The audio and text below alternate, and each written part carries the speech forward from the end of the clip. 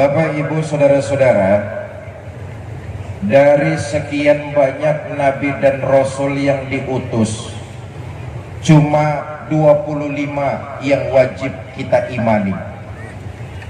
Dari 25 terpilih 5 yang bergelar ulul azmi. Dari 5 cuma 1 yang sangat istimewa. Siapa itu? Nabi kita Muhammad sallallahu alaihi wasallam.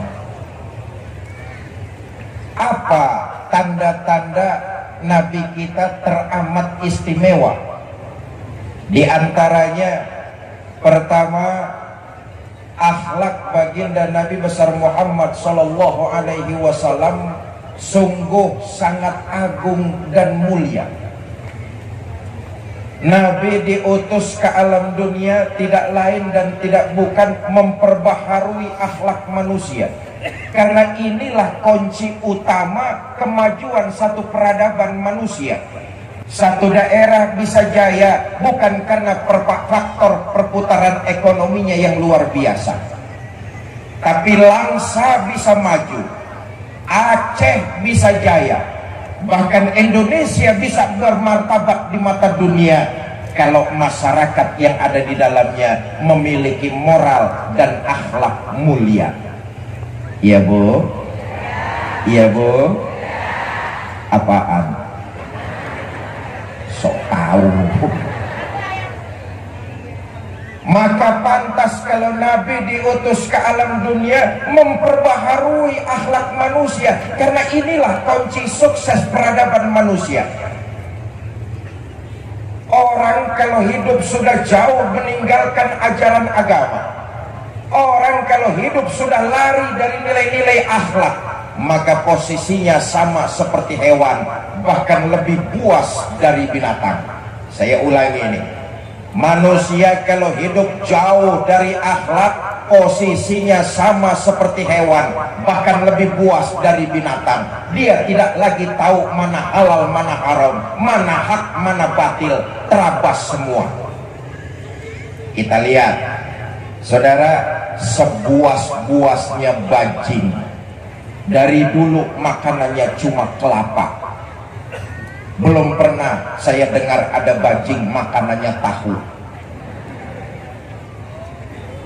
Tapi bajingan enggak cuman kelapa makanannya, aspal disikat, beras rakyat diembat, duit rakyat disikat. Begitulah manusia kalau hidup jauh dari akhlak, nggak kenal lagi mana hak, mana batil. Bahkan kata Imam Ghazali, di setiap diri kita manusia ini ada sifat bahimiyah. Apa sifat bahimiyah? Insting binatang buas, lebih buas dari binatang buas. Makanya nanti di akhirat tuh manusia dibangkitkan sesuai dengan amal perbuatannya.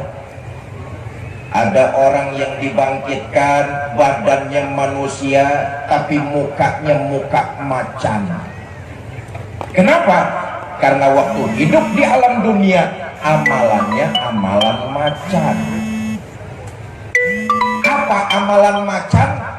Orang yang suka nindas, berbuat zolim, mau menang sendiri, itu amalan macan.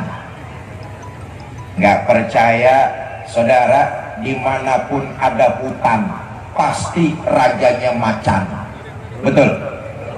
Walaupun hutan belum pernah mengadakan pilkada,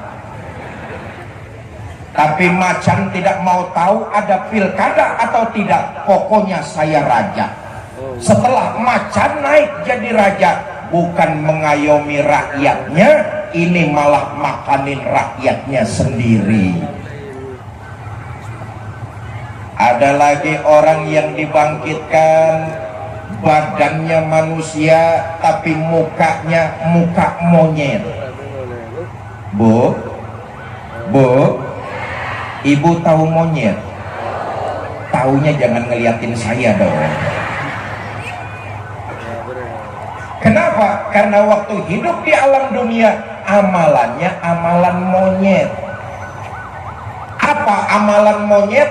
Tamak, rakus, serakah. Saudara nggak percaya, kapan-kapan ke kebun binatang, mampir sebentar di depan kandang monyet, kasih pisang dimakan, kasih lagi tangannya megang, kasih lagi kakinya nyekel, mulut ngunyah, tangan megang, kaki nyekel, kawannya dikasih masih disambar juga. Monyet. Selama mental monyet masih bergentayangan di Langsa, selama mental monyet masih bergentayangan di Aceh, selama mental monyet masih bergentayangan di Republik tercinta Indonesia, kesejahteraan, kemakmuran buat rakyat cuma tinggal kenangannya saja. Yang kaya akan semakin kaya, sementara yang miskin akan tambah sengsara. Kenapa? Mental ya terusin aja sendiri. Ada lagi orang yang dibangkitkan, badannya manusia tapi mukanya muka tikus. Ini sifat bahimia, lebih buas dari binatang buas. Kenapa? Karena waktu hidup di alam dunia amalannya amalan tikus. Apa amalan tikus? Suka menggerogoti barang yang disimpan rapi-rapi. Uang rakyat disimpan di bank, digerogoti. Tikus, tikus. Beras rakyat disimpan rapi-rapi, digerogoti. Tikus. Suami naruh uang di bawah lipetan baju. Ayo ngaku.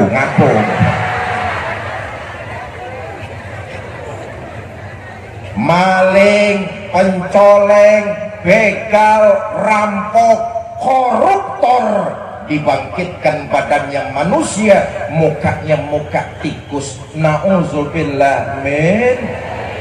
Karena itu korupsi ini jadi musuh bersama kita rakyat Indonesia. Ini ibarat penyakit kanker ganas stadium 4. Musuh kita bersama nih. Kalau uang rakyat terus-terusan bocor, kapan rakyat bisa mencapai kesejahteraannya? Karena itu musuh kita bersama. Saya miris kalau para pengamat mengatakan bahwa korupsi di Indonesia ini hampir jadi sebuah tradisi. Miris saya. Bahkan ada sebuah anekdot tentang parahnya korupsi di negara kita. Di akhirat, penduduk sorga sama penghuni neraka musyawarah. Mereka sepakat ingin membangun jembatan yang menghubungi sorga dengan neraka. Apa tujuannya? Pertama, biar mudah silaturahmi. Yang kedua, biar gampang saling mengunjungi. Sepakatlah penduduk sorga dengan penghuni neraka membangun jembatan yang menghubungi keduanya. Walhasil jembatan di neraka selesai lebih dahulu. Sementara yang di sorga, jangankan jembatannya, tiang pancangnya saja belum kepasang.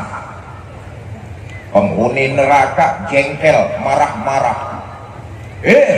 Penduduk sorga, cepat selesaikan pekerjaannya. Kita di neraka sudah selesai jembatannya, tinggal nyambung saja. Cepat kerjain. Apa jawab penduduk sorga? Kata penduduk sorga, Bang, bagaimana kami mau mengerjakan? Pimpinan proyek, pemborong, sama menterinya kan di tempat abang semua.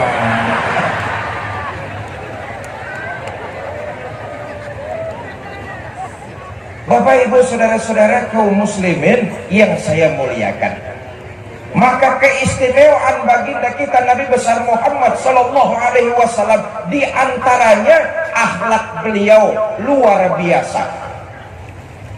Maka sebuah kebohongan besar kalau orientalis menyatakan bahwa Islam disebarkan dengan mengangkat pedang pergi ke medan perang. Bohong besar. Islam disebarluaskan dengan akhlakul karimah. Bapak Ibu Saudara-saudara, Nabi prinsipnya dalam berdakwah itu ana awalun wajibun ma'amartum bi. Ini nilai-nilai akhlak nih. Aku orang pertama yang mengerjakan perintah sebelum perintah itu disebarluaskan kepada orang lain. Ini akhlak. Dengan kata lain, ucapan dan perbuatan baginda Nabi sama. Akhlak. Contoh, Nabi pernah menganjurkan, saudara-saudara, rajin-rajinlah bersedekah. Dalam sejarah hidup Nabi kita baca, di rumah beliau nyaris belum pernah ada uang nginap. Lain saat Nabi menganjurkan, saudara-saudara, rajin-rajinlah bangun tengah malam, ambil air wudhu, dirikan sholat tahajud, laporkan persoalan kepada Allah. Sejarah kita baca, Nabi kalau sholat tahajud kakinya bengkak karena rajin rukuk dan sujud. Dosa sudah mendapat jaminan ampun dari Allah, tapi sholat tahajud kakinya bengkak karena rajin rukuk dan sujud. Saya juga tahu orang Langsa yang hadir malam ini banyak pula yang kakinya pada bengkak. Asam urah. Ucapan dan perbuatan sama. Saudara-saudara, rajin-rajinlah bangun tengah malam. Nabi sepertiga malam yang akhir sudah bangun. Bu, ibu rajin bangun tengah malam. Ngapain? Bapak Ibu saudara-saudara kaum muslimin yang saya muliakan, karena itu nilai-nilai akhlak, ucapan dan perbuatannya sama.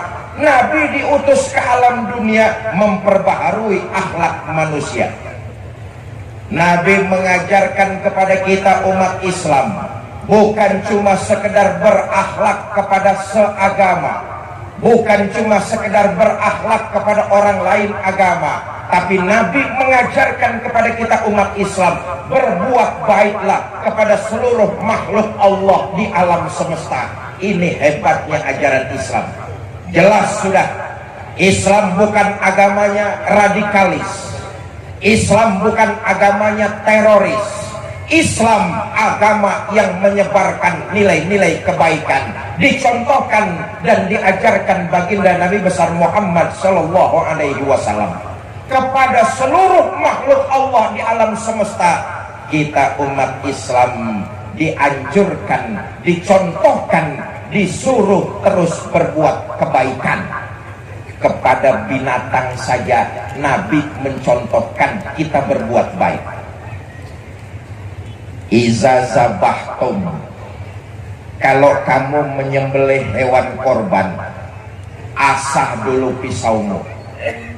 Jangan motong ayam menggunakan pisau tumpul. Kenapa? Itu tidak berperi kebinatangan. Kepada binatang saja kita masih terus disuruh berbuat baik. Luar biasa ajaran baginda Nabi ini. Dalam fikih babul baul, tata cara buang air kecil, orang laki-laki diajarkan tuh makruh, jangan buang air kecil di atas tanah yang berlobang, jangan kencing di atas tanah yang berlobang. Kenapa? Siapa tahu di dalam tanah yang berlobang itu ada semut lagi pada rapat membahas anggaran pembangunan rencana kota Langsa tahun 2020. Apa dosanya itu semut mati kelojotan gara-gara kita kencingi? Inilah luar biasanya. Nabi bukan cuma mengajarkan, tapi mencontohkan. Oh, luar biasa. Perjuangan Nabi menyebarkan risalah Islam ini sungguh sangat luar biasa. Ini sebagai iktibar, ini sebagai perenungan buat kita umat Islam dalam menebarkan nilai-nilai kebaikan. Dalam berjuang pasti akan selalu ada rintangan, ujian dan tantangan. Kita lihat Nabi 13 tahun di Mekah, 10 tahun di Madinah, menyebarkan nilai-nilai Islam, mengajak manusia untuk berakhlak, mendapati rintangan, ujian, tantangannya tidak alang kepala. Ini gambaran buat kita umat Islam. Dalam berjuang pasti akan ada rintangan dan ujian. Karena itu malam ini saya titip pesan buat adik-adik saya, para remaja, para pemuda Kota Langsa. Selama kalian berjuang di atas nilai-nilai kebenaran, maju terus, pantang surut, mundur ke belakang. Selama kalian berjuang di atas nilai kebenaran, jangan pernah ada rasa takut berbuat. Jangan pernah ada rasa salah karena berbuat. Saudara, ketahuilah, dalam berjuang salah karena berbuat itu lebih bagus daripada saudara tidak pernah salah karena tidak pernah berbuat. Dalam soal kebaikan, berjuang di atas nilai-nilai kebenaran, salah masih lebih bagus daripada saudara tidak pernah salah karena tidak pernah berbuat. Contoh, saudara baca Quran, salah masih lebih bagus daripada saudara tidak pernah salah karena tidak pernah baca Al-Quran. Berjuang dengan kebenaran.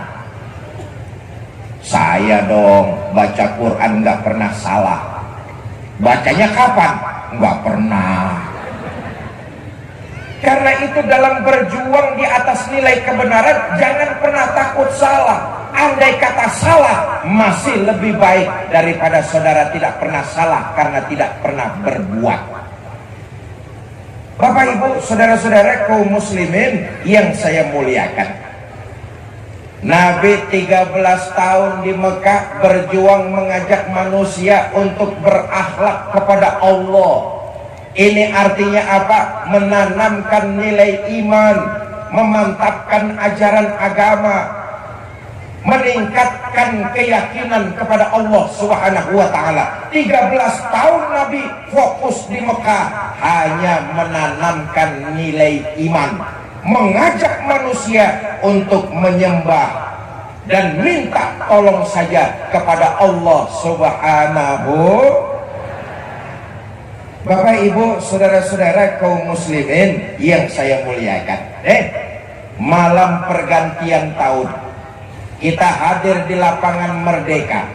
Landasan kita hadir kemari tidak lain dan tidak bukan ingin meningkatkan kualitas iman, muhasabah di akhir tahun, agar kita semua makin taqarrub, makin dekat kepada Allah Subhanahu wa ta'ala.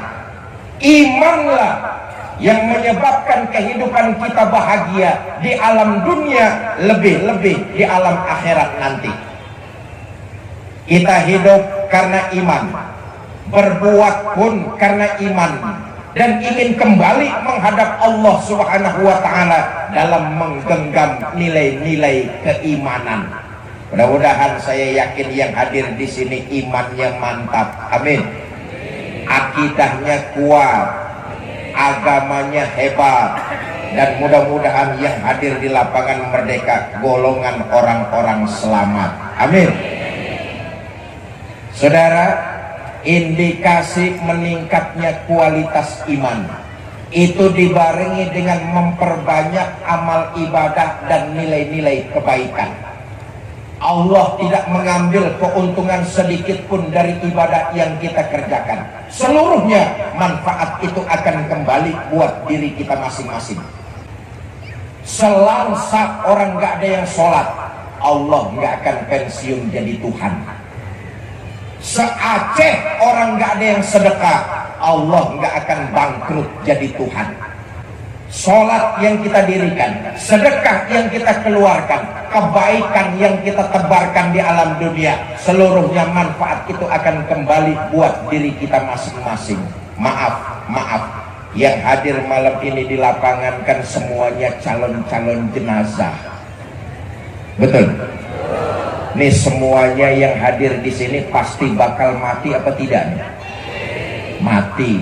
Ada manusia yang hidup terus-terusan. Semua kita pasti bakalan mati. Betul? Ibu-ibu yang di sebelah kiri saya nih bakal mati apa tidak nih? Mati. Bapak-bapak yang sebelah kanan saya bakal mati apa tidak nih? Mati. Ketua panitia mati apa tidak? Mati. Saya yang lagi diri di sini bakal mati apa tidak? Mati. Sentimen loh. Ketika ajal menjemput, bekal kita tidak lain amal ibadah dan kebaikan yang kita tebar di alam dunia. Itu yang akan kita bawa sebagai bekal menghadap Allah Subhanahu wa ta'ala. In ahsantum li anfusikum wa in asa'tum falaha. Kalau kamu menanam pohon kebaikan, buah kebaikan akan kamu terima. Kalau kamu menanam pohon kejahatan, buah kejahatan akan kembali buat dirimu juga. Yang menemani perjalanan kita nanti, amal ibadah dan kebaikan. Kata Nabi, nanti waktu jasad kita digotong orang ke kuburan, yang nganter kita cuma 3, ahluhu wa maluhu wa amaluhu. Keluarga, harta, amal. Nih yang nganterin ke kuburan. Tapi sayang yang 2 pulang. Siapa yang 2? Ahluhu wa maluhu. Keluarga dan harta pulang, nggak mau nemani masuk ke dalam. Pak,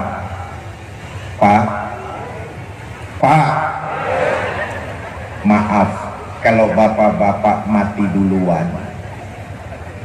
Jangan mengharap istri mau nemani masuk ke dalam. Bagaimanapun cintanya istri kepada kita, begitu jasad kita diturunkan orang ke liang kubur, paling istri cuma berdiri di tepian, berlinang air mata sambil berkata, "Bang, sampai sini saja saya mengantar, mudah-mudahan abang betah di dalam, nggak usah naik-naik lagi, Bang." Bagaimanapun cintanya, dia nggak mau ikut menemani. Bu. Sekarang kalau ibu-ibu yang mati duluan, mati duluan, jangan mengharap suami mau nemani masuk ke dalam. Apa suami nggak sedih ditinggal mati istri? Oh, siapa bilang? Buat kami para suami, istri belahan jiwa, pelipur lara.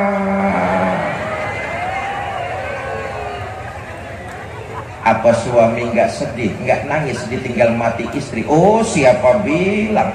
Bercucuran air mata. Mata yang kanan, mata yang kiri melotot nyari mana gantinya. Yang nemenin kita nggak lain amal ibadah yang landasannya iman murni. Nah, ini berakhlak kepada Allah, iman murni kepada Allah Subhanahu wa ta'ala. Itulah yang menemani. Maka indikasi berakhlak kepada Allah, meningkatnya kualitas iman, hidup memperbanyak amal ibadah dan menebarkan nilai-nilai kebaikan. Saudara, jangan lupa, Bu, salah satu gudang ibadah itu ada dalam rumah tangga kita masing-masing. Dahulu Nabi pernah didatangi serombongan cek 1 2. Kedengaran? Sampai mana saya tadi ngomongnya? Dahulu Nabi pernah didatangi serombongan kaum ibu-ibu. Ya Rasulullah, kalau orang laki menuntut ilmu, kami wanita menuntut ilmu, insya Allah pahalanya sama, pinternya pun sama. Kalau orang laki puasa, kami perempuan juga puasa, insya Allah pahalanya sama. Tapi kalau orang laki mengangkat pedang pergi ke medan perang, mereka gugur, mereka mendapatkan pahala syahid. Di mana pahala syahidah kami kaum ibu ya Rasul? Atas pertanyaan serombongan ibu-ibu, Nabi senyum, kemudian beliau menjawab, ibu-ibu nggak usah khawatir, pahala syahidah kaum ibu ada dalam rumah tangga ibu masing-masing. Karenanya salah satu gudang ibadah ada dalam rumah tangga kita. Istri taat kepada suami itu ibadah. Ya Bu, ya Bu, mau kemana-mana izin sama suaminya, cium tangan suaminya. Tadi mau ngaji di lapangan Merdeka, izin nggak sama suaminya, cium tangan suaminya, ngaku. Sama suami jangan selonong boy, izin. Ingat, ketika seorang wanita telah bersuami, maka hal pertama yang harus dia dapatkan adalah izin dari suaminya. Jangankan amalan mubah, amalan sunnah dikerjakan tanpa seizin suami, bukan pahala yang dia dapat, kemungkinan dosa. Apa sebab? Tanpa seizin suami. Jelas? Saya tanya ibu-ibu langsa nih, Bu, baca Al-Quran itu hukumnya apa Bu? Sunnah. Menjawab dan memenuhi panggilan suami itu hukumnya apa Bu? Wajib. Mana yang harus didahulukan antara sunnah dan wajib? Pintar sudah. Besok hari libur kerja, habis sholat zuhur ibu baca Quran di rumah. A'udzubillahi minasyaitonir rajim. Suami dari dalam kamar dehem. Ibu tahu maksud deheman suami, tutup Qurannya. Shadaqallahul azim. Insya Allah pahala bacaan Qurannya dapat, pahala memenuhi panggilan suaminya juga dapat. Salah satu gudang ibadah dalam rumah tangga, selama suami tidak melanggar perintah Allah, istri taat kepada suami, ibadah. Jelas? Oh, enak jadi kaum ibu nih. Satu-satunya makhluk yang sudah mendapat jaminan masuk surga dari baginda Nabi, kaum ibu. Bu, ibu sudah dijamin masuk surga. Dijamin masuk surga. Pak, Bapak nggak dijamin. Kasihan. Kata Nabi, ayyuma mra'atin matat wa zawjuha an haratin dakhalatil jannah min ayyi babin. Jika seorang istri meninggal dunia, suaminya ridho dengan apa yang pernah dikerjakan oleh istri, maka si istri disuruh masuk surga, milih lewat pintu mana saja. Enak apa tidak? Ibu mau masuk surga? Ya, yang jawab 30 orang. Ibu mau masuk surga selama suami tidak melanggar perintah Allah, taat dan ridho, itu kuncinya. Jelas? Jelas? Pak, saya tanya, kira-kira kalau istrinya meninggal dunia, Bapak ridho apa tidak?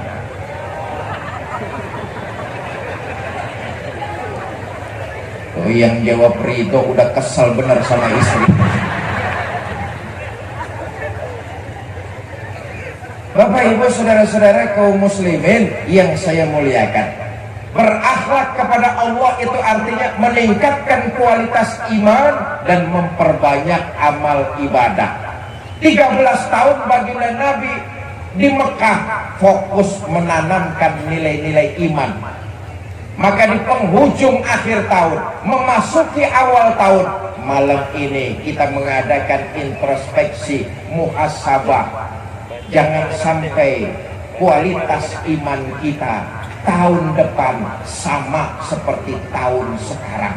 Karena itu mulai malam ini kita azam, kualitas iman kita harus kita tingkatkan dengan memperbanyak amal ibadah dan menebarkan nilai-nilai kebaikan. Satu. Yang kedua, di antara keistimewaan baginda Nabi Muhammad sallallahu alaihi wasallam, beliau dalam berjuang menyebarkan risalah Islam ini, prinsipnya al-musawwat bainan nas fi takallifil ahkam. Semua manusia sama begitu berhadapan dengan hukum. Dalam Islam, hukum tidak pandang bulu pilih kasih. Dalam Islam, hukum milik semua lapisan. Tidak ada manusia yang kebal hukum. Karena itu baginda Nabi 13 tahun di Mekah, 10 tahun di Madinah, berhasil menyebarkan Islam, berjuang untuk mengajak manusia ke jalan yang benar, diterima oleh lapisan masyarakat. Kenapa? Yang kedua, prinsip baginda Nabi dalam berjuang menegakkan Islam, al-musawwat bainan nas fi takallifil ahkam. Seluruh manusia sama ketika berhadapan dengan hukum. Hukum dalam Islam berpijak di atas nilai kebenaran.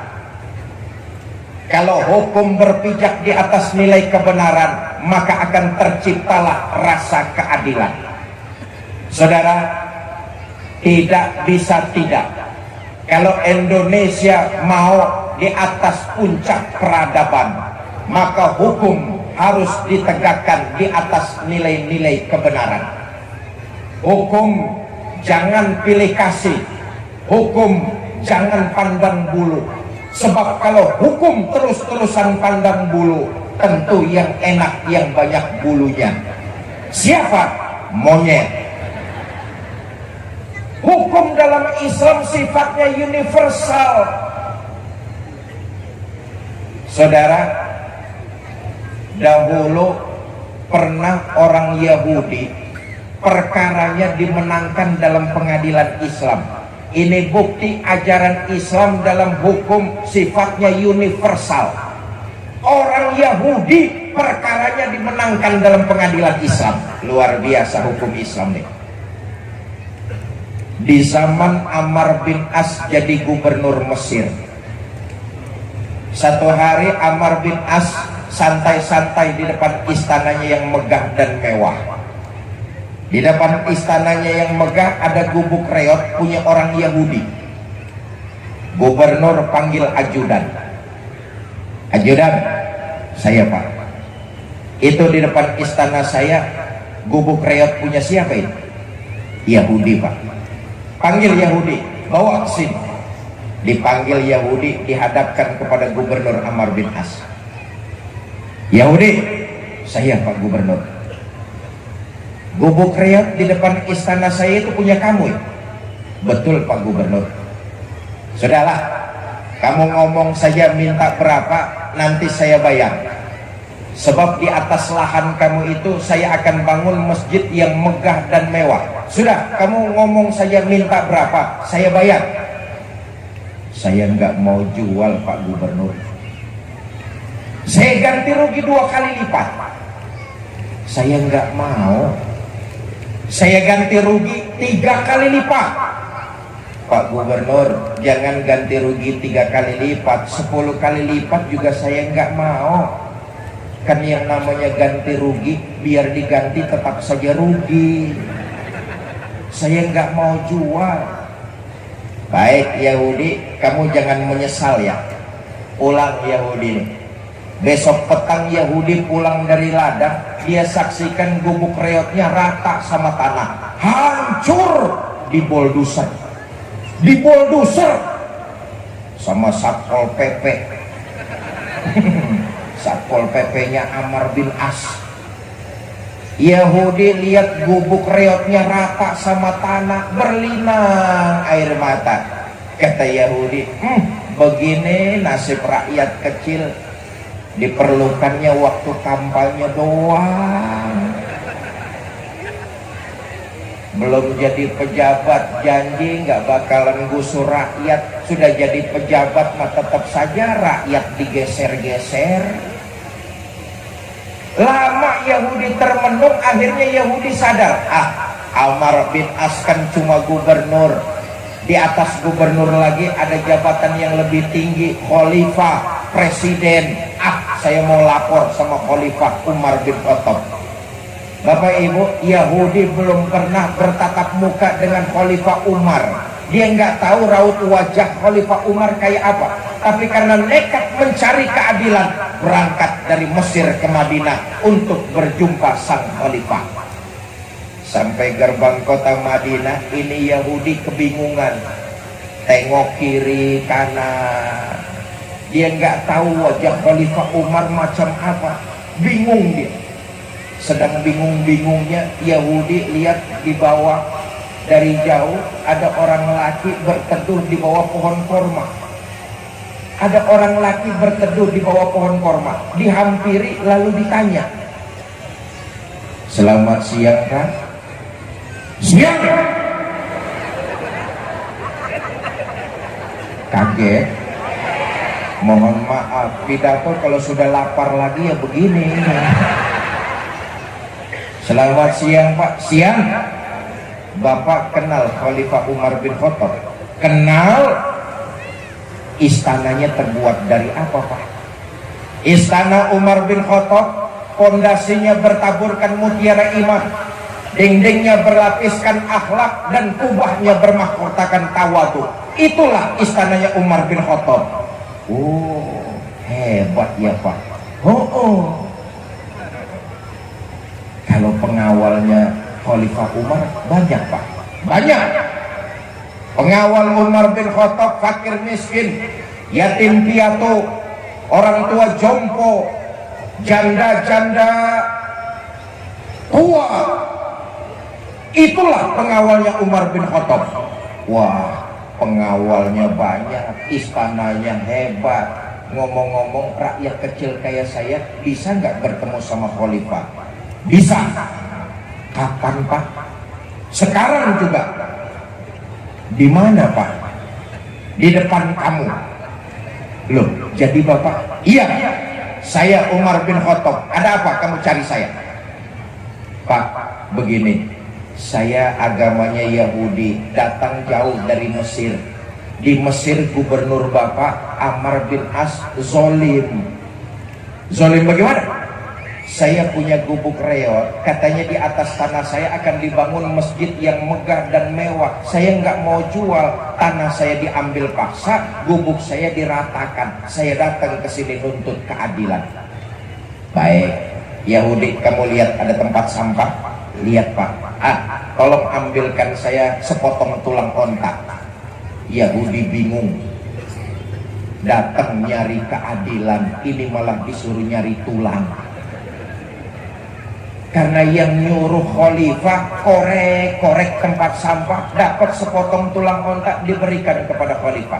Khalifah Umar mencabut pedang, dengan ujung pedang beliau torehkan garis lurus tepat di tengahnya.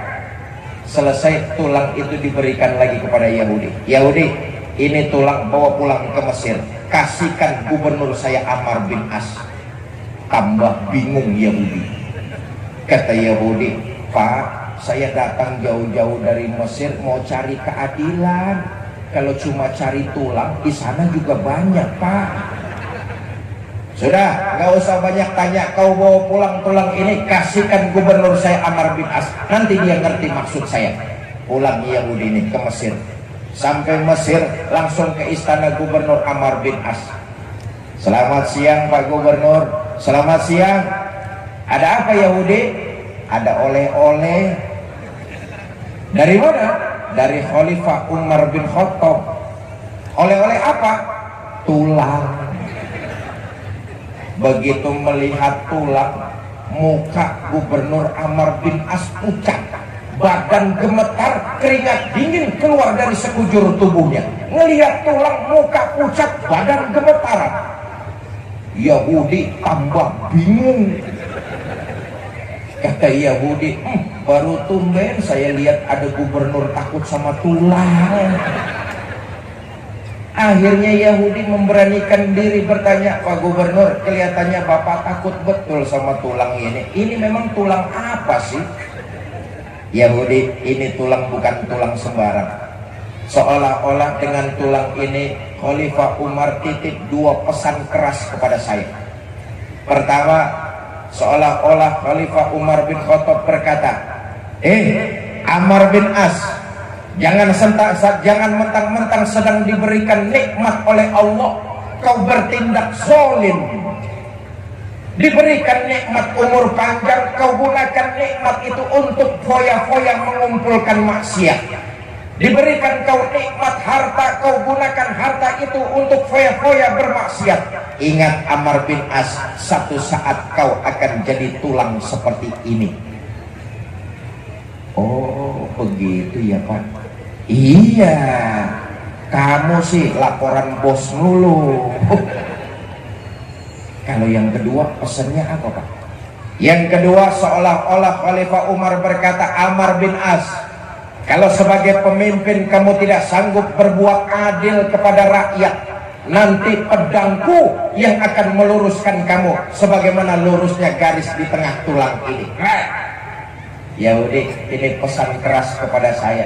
Mulai sekarang proyek pembangunan masjid saya batalkan, tanah kamu saya berikan kembali, gubuk kamu yang sudah kadung hancur saya akan dirikan kembali. Yahudi melongo. Kata Yahudi, wah hebat agama Islam, adil hukum Islam ya Pak ya. Adil matamu soek. Gara-gara sampean proyek saya jadi mampet. Adil agama Islam ya Pak, walaupun saya orang Yahudi tapi pengadilan memenangkan saya dalam perkara ini. Pak, terbuka mata batin saya. Mulai sekarang saksikanlah, asyhadu an la ilaha illallah wa asyhadu anna muhammadar rasulullah. Yahudi masuk Islam karena hukum dalam Islam berpijak di atas nilai kebenaran, maka akan terciptalah rasa keadilan. Bapak Ibu, saudara-saudara kaum muslimin yang saya muliakan, karenanya dalam muhasabah malam penghujung malam tahun baru, pertama, kualitas iman harus kita tingkatkan kepada Allah Subhanahu wa Ta'ala. Karena inilah benteng kita, inilah yang menyebabkan perjalanan kita bahagia dunia, lebih-lebih di akhirat nanti. Yang kedua, memasuki tahun 2020 yang sebentar lagi akan kita masuki. Hendaknya kita menjalankan nilai-nilai ajaran agama Islam dengan kafah, dengan sepenuh jiwa, dengan totalitas. Islam diturunkan kepada baginda Nabi Muhammad SAW. Ajaran-ajarannya tidak lain dan tidak bukan ingin memudahkan kita manusia untuk meraih kebahagiaan. Ajaran agama Islam bukan menambah beban atau mempersulit kehidupan manusia. Justru ajaran agama Islam ingin memudahkan hidup kita manusia untuk mendapatkan kebahagiaan dunia dan akhirat. Makanya dalam Islam tuh ada satu kaidah, taklilut takallif, menyedikitkan beban. Ini bukti Islam bukan menambah beban manusia, tapi justru Islam malah mengangkat beban yang sudah ada pada diri kita. Taklilut takallif, menyedikitkan beban. Saudara, kalau kemampuan kita mengerjakan satu ibadah berkurang, otomatis penekanan terhadap ibadah itu ikut menurun. Ini bukti ajaran Islam bukan membebani, justru meringankan hidup kita. Saya ulangi, kalau kemampuan kita mengerjakan ibadah berkurang, maka otomatis penekanannya ikut menurun. Contoh, sholat wajib berdiri. Sholat wajib nggak berdiri? Wajib nggak berdiri? Wajib. Pak, saya sholat kalau berdirinya terlalu lama, dengkul saya gemetaran Pak. Boleh nggak saya sholat sambil duduk? Boleh. Kenapa? Kemampuan berkurang, penekanannya ikut menurun. Inilah bukti bahwa Islam memudahkan, bukan menambah kesulitan hidup manusia. Kalau ada orang yang bilang ajaran Islam justru bikin sulit hidup manusia, ini omongan orang goblok. Goblok, tahu goblok? Bodoh. Bodoh, tahu bodoh?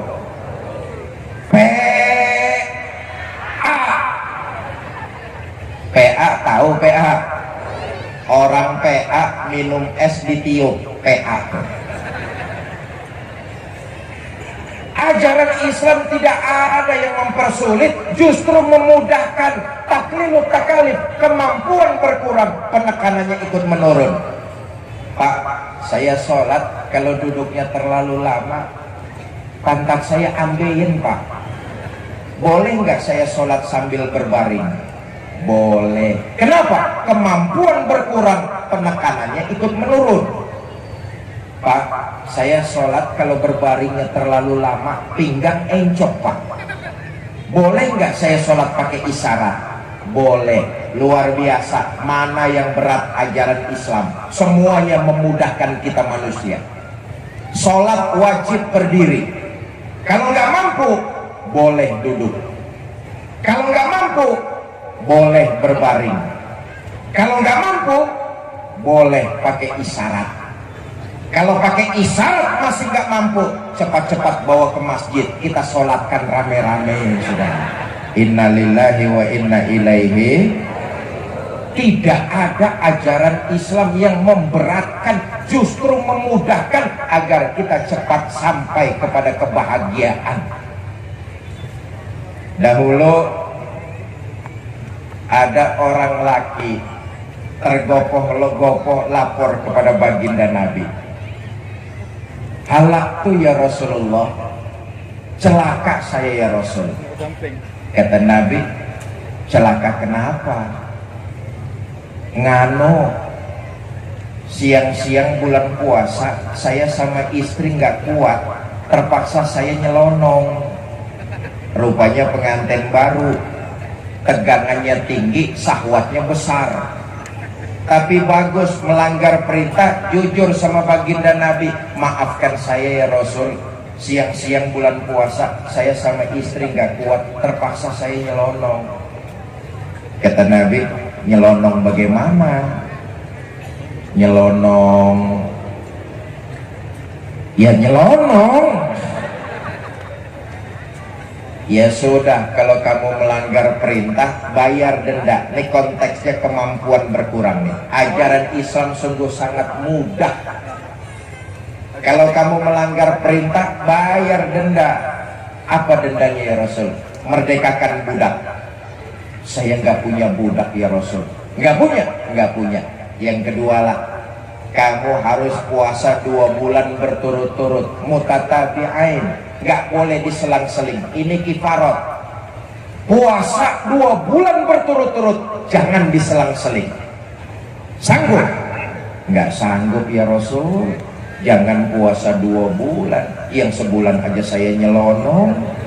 Bagaimana 2 bulan bisa 2 kali nyelonong saya ini? Kalau nggak sanggup, yang ketiga lah, kasih makan 60 fakir miskin, 1 orang 1 mud, takarannya sampai kenyang. Kasih makan 60 fakir miskin sampai mereka kenyang. Sanggup? Nggak sanggup ya Rasul. Jangan ngasih makan 60 orang. Di rumah istri saya sehari masak, 3 hari libur. Nabi masuk ke dalam kamar, nggak lama keluar bawa sekeranjang korma. Kata baginda Nabi, ini korma bawa pulang, nanti sedekahkan sama orang yang paling miskin di kampungmu. Ya Rasulullah, apalagi di kampung saya orang yang paling miskin ya saya. apes bener nih orang. Marah Nabi, enggak, beliau senyum lalu beliau berkata, ya sudah, bawa pulang korma itu, kasih makan anak istrimu. Lihat, melanggar perintah, kemampuan mengerjakan ibadahnya berkurang, bukan denda yang dia dapat. Sekeranjang korma sedekah dari Nabi kita Muhammad Sallallahu Alaihi Wasallam. Karena itu kalau ada orang yang bilang ajaran syariat agama Islam justru membebani, saya katakan sekali lagi, ini omongan orang bodoh. Syariat Islam bukan membebani, justru mengangkat beban yang ada pada diri manusia dan mempercepat kita agar mendapat kebahagiaan, bahagia dunia, lebih-lebih bahagia akhirat nanti. Karena itu jalankan ajaran agama dengan kafah, totalitas, sepenuh jiwa.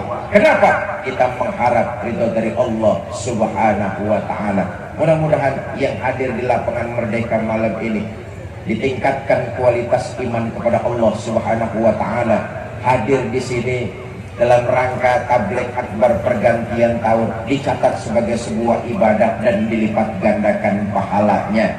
Dan mudah-mudahan seluruh kita yang hadir nanti di akhirat akan mendapat syafaat dari Nabi Muhammad Sallallahu Alaihi Wasallam. Bapak Ibu, ini saja yang dapat saya sampaikan. Mudah-mudahan ada manfaat. Lebih kurang saya mohon maaf. Wallahul muwaffiq ila aqwamit thoriq. Assalamualaikum warahmatullahi wabarakatuh.